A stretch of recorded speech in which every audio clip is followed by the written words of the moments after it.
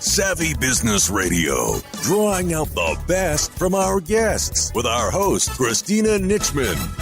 Our guest today is Jason Simmons, the innovative CEO and founder of DeadSoxy. He refused to accept that traditional sock manufacturing was the best that could be done. He took the time to understand every aspect of sock production and recreated what is now the perfect high-performance sock. Find out more about DeadSoxy and pick up your very own pair today at DeadSoxy, that is SOXY.com. Hi, Jason. Welcome to Savvy Business Radio. How are you today? I'm great, Christina. Thank you. I'm happy to be here. Oh, I'm so happy to have you here too. You have an inspirational story. You went from working as a farmer to building a Dallas-based company, DeadSoxy. Is that how you say it? That is correct. Yeah, definitely nailed it. Yeah, and I love it. It's beautiful, beautiful socks. I believe for men mostly is your target market. Yeah, we actually do men, women, and youth. Ooh, and nice. One of the biggest surprises in our business since we launched it is our women's sales. They have they're right behind our men's sales, which is pretty exciting. Well, I happen to love super colorful apparel, and so when I saw them, I was like, "Oh my gosh, these are so up my alley!" Awesome. Yeah, people tend to really like them a lot. It's been a pretty cool journey for us. Yeah. And so it's a really interesting journey here because you started not anywhere near the sock industry. How did it get where you started from working on a farm to starting your company? How did it all work out for you? Gosh, Christina, it has been such a long journey. I'll do my best to kind of give you the cliff notes here. But yeah, you're right. I grew up on in a small town in Mississippi, a town called Clarksville. I grew up on a pig farm, so not just really a farm. It was, kind of the messier of the two. It's pretty much as far away from style and fashion and apparel and design as you can possibly get. For us, it was all about value. And, I can remember as a kid that every new thing that I got, was 2 to 3 sizes bigger than I needed so I could, quote, grow into it, and really looking back on it, it was much more of a way for my family to kind of save money. We come up from a very modest upbringing. Yeah. And it's exactly what you would imagine growing up on a pig farm, having chickens in the backyard, going to get eggs every morning and cooking them. It's exactly that. That was my childhood. And I learned a lot from that experience and a lot of lessons that I learned that I still drive me today. Hard work is right up there at the top of that. Growing up on a pig farm and my journey to kind of entrepreneurship and creating an apparel brand has been pretty bumpy. As you might imagine, the environment that I grew up in wasn't exactly promotive of creativity and, anything along those lines. It was much more about, rub some dirt on it and get back to work, And so I kind of still have that, hard work usually wins mentality. But to kind of give you a little bit more of insight into the kind of how I got to this point, I'm the oldest of 6. I was expected to come home after college and kind of take over the family business, the farm. I decided pretty early on in life that really wasn't the journey that I wanted to take. It wasn't my path. I didn't tell my family until after college. And then I just kind of sprung it on them when I graduated. Hey, I'm moving to Dallas. That must have worked out really well. That must have been a fun conversation. I can't say that they were incredibly supportive, in all honesty. Bless their heart. It was much more of a, hey, we need your hands here to do what we're trying to do. And I stuck to my guns and said, no, I'm gonna go and try and make a difference in the world and leave a mark. And that's really been my journey ever since. So I moved to Dallas and I knew one person that I had hung out with one time on New Year's Eve a couple of years before that. And thankfully, I still owed him like $50. So I got his number by way of calling a couple of friends and said, hey, Will, I'm moving to Dallas. This is Jason. We hung out in Nashville a couple of years ago. I'm moving to Dallas. I'd love to pay you your $50. By the way, are you looking for a roommate? And it just so happened serendipitously that he was. And so I came to Dallas with a couple $1,000s in my pocket and knowing one person lived on his couch for a while. and then started to interview and did what most people would do in that situation. I took the first job that was offered to me. And wound up, I'm so grateful that I did too. Gosh, I everything I know about business and life and numbers and analytics and sales, I learned from this consulting firm. I wound up staying there a decade. Wow. I was a VP of sales of our enterprise sales team and a partner when I left the company. We did some cool things. I'm not big on, braggy stuff, but I got a couple of plaques on the wall, and I was the youngest partner in company history, et cetera. So it was very difficult for me to leave that role. God, it was just, once you do something for 10 years, this, Christina, but it becomes kind of second nature, and it becomes almost really easy. Like breathing. Yeah, exactly. I liked that job, but I didn't love it. And at some point around year 6 or 7, I kind of started getting this urge, this itch to create and to kind of share my point of view with the world, whether that be through music. I dabbled in trying to be a musician, and I'm looking down right now because I don't even want to talk about it. It was bad. I quickly learned that I'm a much better fan than a musician. So I kind of took a step back from that. But that was kind of my first jump into something creative. And I really realized that, gosh, I loved it.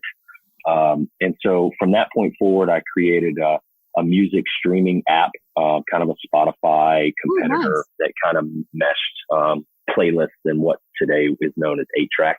And then,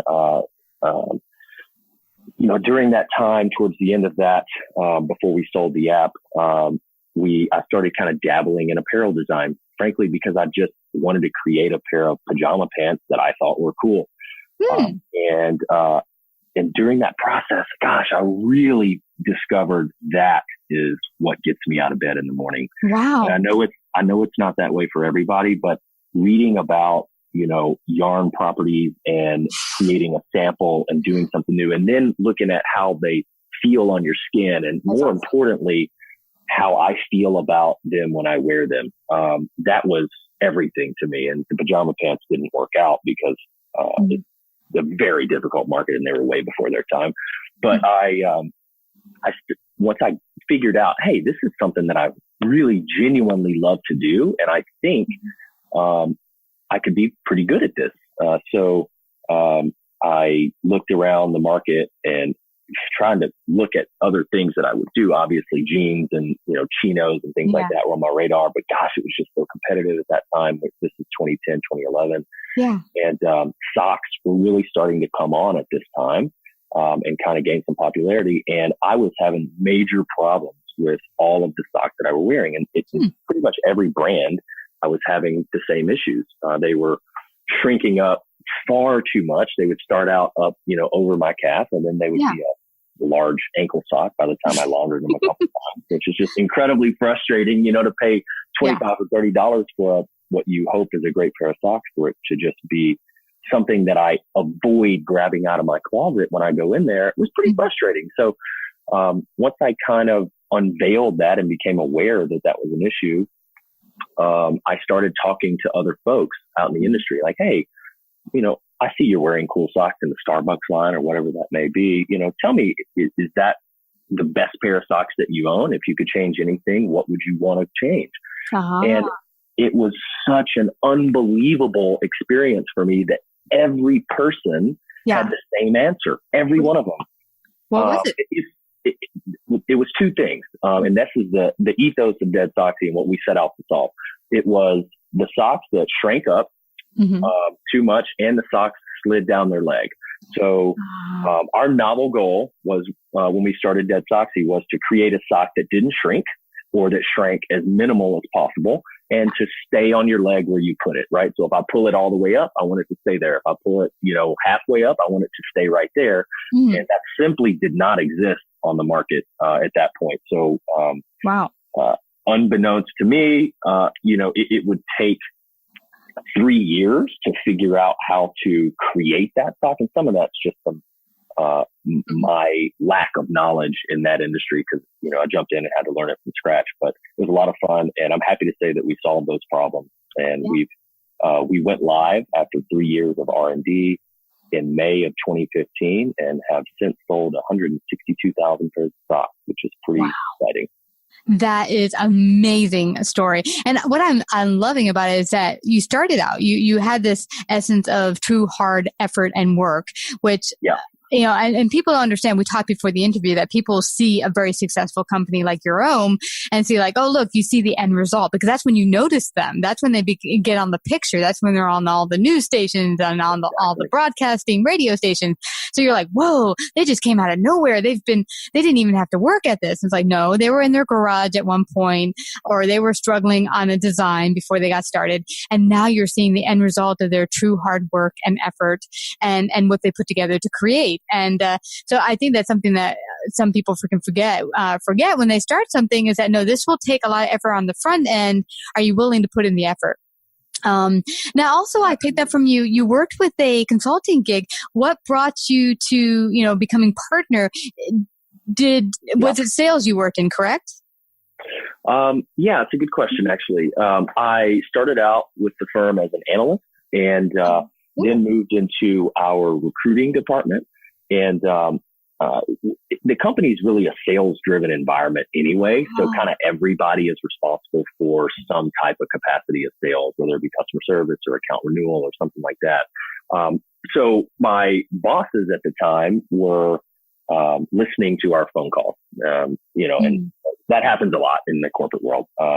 But apparently I had done fairly well on a couple of phone calls with some pretty angry clients. So they moved me over to the sales side, and I really thrived.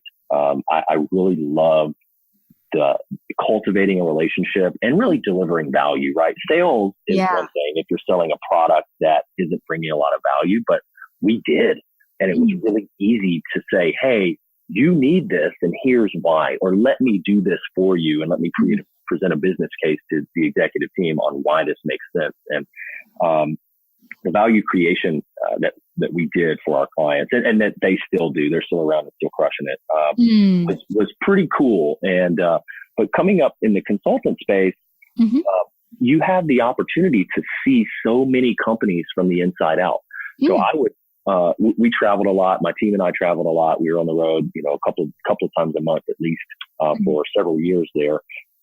We spent a lot of time in New York, Chicago, Boston, Philadelphia, and we worked with insurance companies, which here's the thing, Christina, insurance is probably the reason that I'm still not with that firm. Had it have been something exciting like technology or design or something like that, I probably would still be there.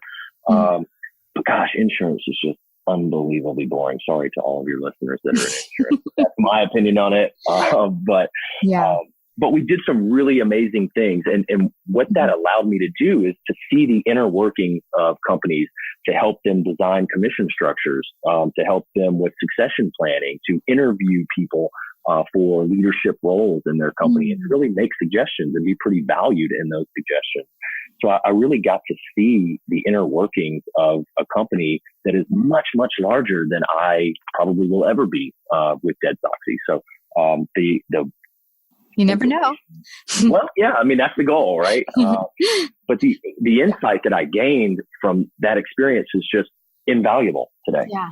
Well, show me or share with us, what did you learn in those years that you were able to translate and pull over to building DeadSoxy, and how did it help you create sales and relationships with your now present company that you're building? You know what? That's a great question. I'm glad you asked. There are a couple of things that are kind of coming to mind right off the bat. Number one, I think focus on sales. So for us, you know, everybody was selling. It didn't matter if you were the office manager or you were an account manager, or, you know, everybody was responsible for not having a sales goal, but kind of being on brand and kind of hungry and you know, pushing people, because we were all so very confident in the value that we bring. It wasn't hard. And my CEO did a great job of creating and cultivating that environment, right? So focus on sales. The number one reason that companies go out of business is they don't bring enough sales in the door. And today, you know, whether it's apparel or whether it's consulting, which is a non-tangible thing. With apparel, you can put your hands on it. With consulting, it's value creation. That's about it. Mm-hmm. So the number one thing is, to deliver value, but focus on sales. The other thing for me coming up, the way that I was brought up on a farm, gosh, I didn't know very much about business. So for me to go into a consulting role was a massive leap. And frankly, I still don't know how it happened other than something out there is on my side. And I want to continue to try my best to do right by that. But I had to get mentors really early on in that industry. And it just kind of happened by accident. You hear these speakers say, hey, go get mentors, learn from somebody that's done it. I guess that stuck with me at some point. So I kind of created relationships in the industry with people that I could call on and ask about, hey, what do you know about this guy or this, workflow or this new platform and that really was a huge value add for me. And I didn't really see a lot of other people in my industry doing that before. And I think that gave me a lot of leg up because it allowed me to really get down into the nitty gritty and understand it on a granular level really fast. Yeah, absolutely. And what I'm getting from you talked about building relationships. Did you kind of get that from your working on the farm as well? I mean, maybe you didn't hang out with that many people, but was the building relationship primarily through your first job or even prior to that in school or part of your makeup? How did that come about for you? Interesting question. I've never really thought about that, but what I'll say is, in a small town in Mississippi, that's all there are relationships. And I grew up in an environment where you liked people and, they liked you and they waved at you and everybody kind of knew that you were doing this and everyone just knew, And so, I've always had a lot of love for humanity and people. So connecting has always been very natural to me. And unfortunately, now I live in Dallas and it's a much more open and kind of, hey, how are you doing type of city than somewhere like Boston or New York. But still in this city today, it's tough and people don't value those connections nearly as much as I do. And I do think, and I do think that is because I grew up in such a small town and just everybody knew me and it just felt comfortable, and I've always kind of kept that thread going. I love that you say that, Jason. I grew up in Virginia, not super small town, but everyone knew each other and you had connections and everyone paid attention. And in some cases, some people here in the city would be like, well, everyone's in your business. Yeah, they might have been in your business, but they were also there to help you if something went wrong. And when I first moved here to New York, I was like, go to the bakery. Hi, everyone. My friend's like, you're in New York. You don't need to do that. and I still do that today. And people are like, she's not from here.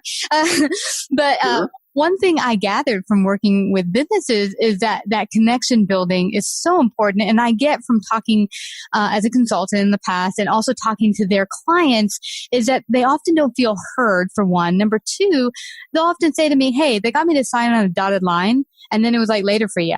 And I think you might have realized through your relationship building and building DeadSoxy that the relationship or the sale isn't just that one-time buying of that purchase. It's the ongoing relationship and connection you build. Yeah, there's no doubt about it. And I'll say this to that. If you're focused on only financial gain and short-term financial gain, you're going to lose because there will be somebody else that is really genuinely trying to help your client that you got to sign on the dotted line today, and they will eventually take that client from you. So, I think there's a lot of truth to that. I think, being genuine in your approach and actually trying to deliver value or create a great product that people love to wear will always win. Don't we hope that wins out in the world? It's like, So I do think, just going about daily life and trying to make the world a better place and deliver value for people is the way to go. Yeah, absolutely. And for you building DeadSoxy, were there any great takeaways you got, lessons learned in building DeadSoxy that as a business owner that you could pass on to other business owners? Yeah, a lot actually. I would say, put your head down and work as hard as you can. Obviously, if people are listening to your show, they're probably already familiar with the immense amount of hard work and hustle and sacrifice that go into startups. So, I'll kind of try to jump into some other things that may, bring a little more value. Mm-hmm. And also keep in mind that my experience building DeadSoxy is in a consumer packaged goods lifestyle brand, right? So we're selling an actual tangible product. So if somebody's selling something else like a podcasting or something like that, advertising probably wouldn't be applicable. But I think you have to understand above all else your distribution plan. Who is buying your product? Where are they buying your product? How are you planning on selling your product? And if that doesn't work, what are you going to do next? Where I see a lot of companies fail today, and I'm pretty involved in the startup community in Dallas, and I do some talking and mentoring and things like that just because it's important to me to get back. Mm-hmm. And where I see a big disconnect is people think that if you create a great product or even the world's best product, that customers will come and find it. Mm-hmm. And I'm going to tell you, Christina, that is a very naive way to go about it. And frankly, today, as noisy as the world is today, a good product just isn't enough. Mm-hmm. You have to understand how you're going to produce it and then who's going to buy it and then how you're going to get to that point. If you don't really understand your distribution model, you're in a lot of trouble. The second thing I'll say is if the industry is new to you, you have to surround yourself with as many people in that industry as possible and just go to networking events, have conversations. 90% of them won't ever amount to anything, but there may be that one nugget that you pull out of there, that one lead you pull out of that random Tuesday meeting that you didn't want to go to that will make all of the difference. So be as visible as possible, get out there, create enough conversations and relationships as you possibly can. And one other thing that I will say is I watch a lot of Shark Tank, again, on, entrepreneurial mindset and startup world. I just am immersed in it all the time. And I don't care what Shark Tank tells you, don't be afraid of a royalty deal. Deals that are built on success and royalty basically means, hey, if I enlist your help in this area and we have success selling a product, I'm going to pay you X for every product that we sell. That's some of the best deals that I've ever made in starting this company are built around mutual success. Hey, if we sell X and you help me sell that, I'm going to give you back. That is a massive motivator. And I view that much more as a shared revenue or commission type of deal than and sometimes it's a lot better than an equity deal. But I just feel like there's a lot of negativity around royalty deals today that are, frankly, kind of senseless. And I think Shark Tank had a lot to do with that. Wow. Let's see. One other bit of advice that I can think of. One of the best moves that I've ever made actually is I gave my attorney an equity stake in the company really early on. And that has proved to be an invaluable move. So we've raised capital for DeadSoxy and we probably would have incurred somewhere in the neighborhood of 80 to 100,000 in legal fees up to this point. And that's a lot for a small company. I've had to buy my business partners out, some other things, but, giving him an equity stake in the company, and it's a small stake, like 1.5, but, my gosh, it has paid for itself 10 times over. Yeah. So I highly recommend any other founders in the startup world out there. Equity is a tool. Yes. And obviously you use it sparingly, but use the tools that you have. And, next go round, if they're anything like me, we bootstrapped this thing for several years until we raised a small funding round. So I had to figure it out and I had to use all the tools that I had, and equity is one of those. And, gosh, it's paid for itself in spades. Wow. I love that you brought this up. I've had quite a few business owners talk about when do you give out royalty fees? When do you, allow them to be shared in your income and such affiliate marketing type of thing. Now, it's tricky because I've had people come to me where they really have nothing of value to offer my audience or platform, but they want to do this share thing. And I'm like, well, it has to be served both ways. And what I'm liking about this is that it might have a stigma, but the point is if both parties are offering value, it offers, like, if you go to someone and say, hey, I just want you to give me some equity because, we're going to explode and you're going to get your money back and some extra interest. They're like, well, how do I know that? But if you put your skin in the game and you say, okay, I'm going to offer you whatever percentage or royalties of my company. That said, I have skin in the game, and I actually believe this. I'm willing to put the skin in the game. Exactly. I mean, you want to give people enough incentive to see what they can really do. Mm-hmm. And I try to be as positive of a person as possible every day. But I will tell you this, everybody thinks that they are a marketer today. It is insane. Everybody is like, oh, I've got an Instagram account with 1,000 followers. Pay me $100 for a post. And I'm like, you are not going to sell one product, and it's just such a disconnect. But when you do find people that do have that skill set and that can bring value in, can move products, I think you have to incentivize them the right way, because for me, so for instance, we a while back, we recruited a director of e-commerce. And one of my tools to recruit him was we were going to give, this potential equity stake in the future if certain performance-based metrics were hit. But in the short run, we were going to pay him X percentage of all of our online sales, right? So he's kind of viewing this, hey, I have a job with a salary now, and this is my gig, but I'm kind of bored. I'm not really excited about the product. And so I can go to DeadSoxy and run their e-commerce platform. What will that income look like, right? So we kind of ran through the scenarios, and my gosh, if he were to hit the first level of performance-based metrics that we set up, he would be making exponentially more than he was at his old job. But the beautiful thing about that is that if he doesn't sell anything, or if he sells very little, I'm out very little. So I think there has to be a harmonious focus that aligns everybody towards kind of achieving that goal. And for me personally, being a sales guy and coming up through that type of ranks, it's all about incentive. Yeah. So and I'm willing to share a large piece of that incentive and that kind of margin with somebody that can drive those sales and bring in the results. It's interesting. Many years ago, this is before I started doing consulting, I went for an interview for a job, and I thought it was a fabulous idea at the time. But the guy interviewing me said, "Here, I am basing whatever I hire you at based on results. So really, I don't care if you can do the job in 3 days and work 12 hours a day on the other 3 days. Work only 3 days and work 12 hours and you can get everything done. By all means, have the rest of the week off. I don't care. What I care about is that the work gets done and the results are accomplished." And I thought, wow, what a cool idea. Because, I think so many who have jobs and work for corporations, they're used to a model of I go in for 9 hours a day and sit at a desk. And a lot of the times you're not using that time effectively. You're going in there like, I got 9 hours to kill. Okay, let me pretend to work for 7 and then go off for an hour for lunch.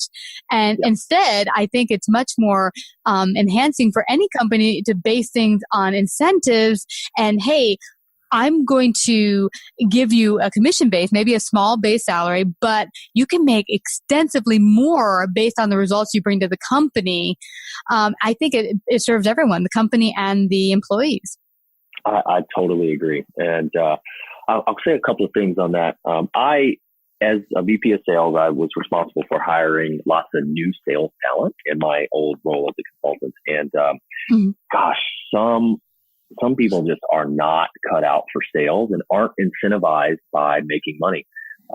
So, it's important, I think, that you figure out if that is a fit with your company culture, then you figure out how to bring out the most in that person.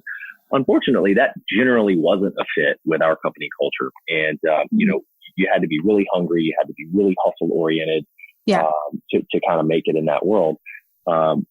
So I do think there's two schools of thought there, and it's up to the leader to kind of figure that out. And how does it work for DeadSoxy? Do you only take on sales reps or people in sales who have a lot of background, or do you kind of want to get them fresh and kind of mold them yourself? How does it work for you guys? Well, that's a good question.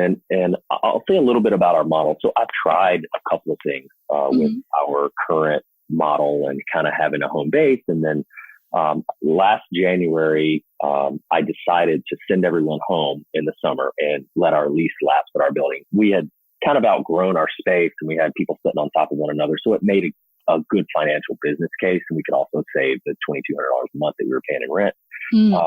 So I basically sent everyone home with the guidance of exactly what you were saying a second ago. Hey, I don't care if you do the job at 9 a.m. or you do the job at 12 p.m. or 1 a.m. Mm-hmm. As long as it gets done, that's what really matters. And as long as you respond to our customers in a timely manner, that's the other thing that matters. So what I've noticed is productivity has skyrocketed. Oh my God, yes. Because people felt so confined to that, hey, we'll get here. And I've always been a late sleeper. So I had everyone get in at like 9:15 at the office, and people would leave, at 6 p.m. But then it was basically a disconnect from 6 p.m. to 9:15 the next morning. I really wouldn't hear anything. So the move of sending people home, really productivity has skyrocketed. Emails are coming at all hours of the day and night, which is great. People are much more engaged in the business, I think. Yeah. It's a little harder to coalesce and create meetings and things like that, but there's some tools out there that make that a little easier. What I typically hire, it depends on the role. I like kind of young, new, inexperienced in and around the office, because I think that's where some very creative ideas come from. But I also hire sales folks that are really industry specific and that have been doing it for 35 years, because what you get from that person is immediate credibility.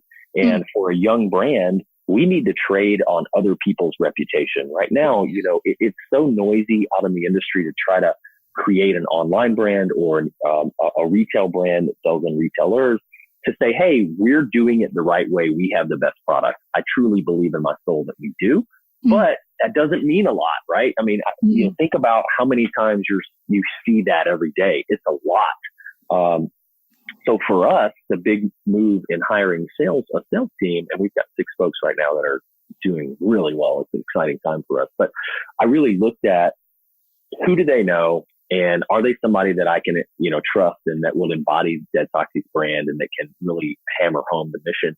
But when they walk into, Larry's boutique in Tulsa, Oklahoma, do they know Larry? Do they know his grandkids? Do they know the story? And what is the level of respect there? So I went on ride-alongs with a couple of these guys early on and really learned a lot. But that's the thing that we looked for in sales, are like, hey, can we trade on this person's reputation a little bit and get those doors open based on that? Ooh, I love that you went there on trading for credibility, because I think that's one thing that as a new business getting started that people don't think about, is they're like, oh, my product's just the best. I would go to networking events and they're handing out their card. Here, take my card. I'm amazing. Yeah. And it's a big turnoff. And plus, just because you say so, I don't believe you. Yeah. But, when I have a good friend who's had a business now in apparel, and what he did is he got some celebrities that just totally was jiving with his product and wore it and said, whoa, it's amazing, and asked, could I have a testimonial and use it on our website? And they said yes. And that is trading on credibility. These are people who are in the fashion industry that are saying, hey, I love the product, it's XYZ, and you're getting that credibility not just from you, who is like your own baby. Oh, my baby's beautiful. Wow, you think your baby's beautiful? Do I think it's beautiful? Sure. I think that's the economy that we live in today, right? Is that we generally, how I at least learn about new products are from seeing my friends or seeing people that I follow on some type of social media wearing them. And then I'm like, oh man, I really like that, and that's the economy that we live in today. It's much less about traditional advertising, which is, really centered around radio and podcasting and commercials and things like that. It's, I can't tell you, there are some times where I learn about products through traditional channels, but most of the time it's seeing somebody else wearing them and not really even trying to sell them. It's like seeing them in their natural habitat wearing that product. And I'm like, oh man, that fits within my closet, or that's something I'm interested in. And so that's, I think, the new world that we live in today. Yeah. And actually, we had someone on last year that says, review marketing by people that are just like loving the product. It doesn't even have to be a friend or a family member. It can just be someone, as you said, out and about using the product. And you're like, those shoes are so cool. Where'd you get them? Exactly. And you'll just, socks, shoes, whatever it is. And you'll be, I've really been more into natural to the environment and good for my body. So if I see something that's well made and good to nature and good for my body, it kind of pulls me in that direction to say, hey, I want to find more about that product. So yeah, absolutely. Word of mouth marketing is really the way of the future right now. Yeah, you're exactly right. And you know, one way that we're approaching that that's a little, I think, unique is now that we have this platform built, and we're not anywhere near where we're trying to go. We're still a very small company. It's important that you guys know that. But now that we kind of have this stable base built, we're able to kind of use the platform to do some unique things and do some good in the world. So right now, something that I wanted to mention on your show is that we've got this collaboration with Best Buddies. And are you familiar with Best Buddies? No, I'm not. Okay. So Best Buddies is this really amazing 503c non-profit organization that's really centered around mental illness in adolescents, right? So they have these, they fundraise and they have these campaigns where they bring, people with, adolescents with Asperger's or Down syndrome or autism or, things like that. Really all of the above kind of together and create that sense of environment, right? And it's a really amazing mission because even in today's society, bullying and things like that, people with really anything going against them find the world to be pretty tough today. And anytime we can create a sense of belonging around those people, I think that that's a very worthy mission. Anyway, so what we're doing is we're working with Best Buddies in Texas, and they've got several hundred chapters in Texas with either anywhere from a dozen to a couple hundred members per chapter. And so we rolled out a contest where the buddies designed a sock around, they have these fundraising events called Friendship Walks a couple of times a year. And the buddies designed a sock around the Friendship Walk. And this gentleman, young man who's just fascinating, a great guy. His name's Alex. He won the design contest with his sock design that he themed up and away. So it's this hot air balloon design sock. It's actually really cool. So he won the contest. We made the sock, and he didn't really understand kind of the next level of what it was. He just designed a sock, right? And so he won. We're gonna take a local news station and present to him at his school that that he won the design contest, and we made the sock, and here it is. And so what's really cool about this now is that we get to make a very quality garment, use that for good. So we're selling the sock on DeadSoxy.com, and we're donating almost all of the profitable proceeds back to Best Buddies, which is just a really cool deal to have created this this platform that we can now use for good and to kind of make an impact on the world. And it's just a really great feeling. And I got to tell you, we are selling a lot of socks. Wow. Our goal is to give back $100,000 to Best Buddies. That's our goal. That is fabulous. Where can people get involved? I see you're at DeadSoxy.com. And where can they find out more about Best Buddies as well? Yeah, sure. So it's actually... It's all on DeadSoxy.com. We do sell on Amazon and some other places, but we have typically the new stuff on DeadSoxy.com, and it's DeadSoxy.com. Best Buddies will either be, right now it's active and it's what we're promoting, so it has its own link in the main navigation of the site, and eventually we'll start to roll out new collabs, and it'll be under the collabs menu. But yeah, it's all, and we're at DeadSoxy on all of the social media. So Facebook, Instagram, Twitter, Pinterest, all of that stuff. Wow. Well, this has been such a fascinating talk. I know you'll inspire many business owners out there to live their best and create their best to make the world a better place. And I just thank you so much, Jason, for coming to Savvy Business Radio today. Thank you so much for your time, Christina. I've enjoyed it. Savvy Business Radio broadcasts worldwide via a large podcast network, celebrating business owners, entrepreneurs, influencers, and successful individuals. Find out about our paid sponsorship opportunities or how to become a guest. Call 732-474-7375 or email Christina at SavvyBusinessRadio.com.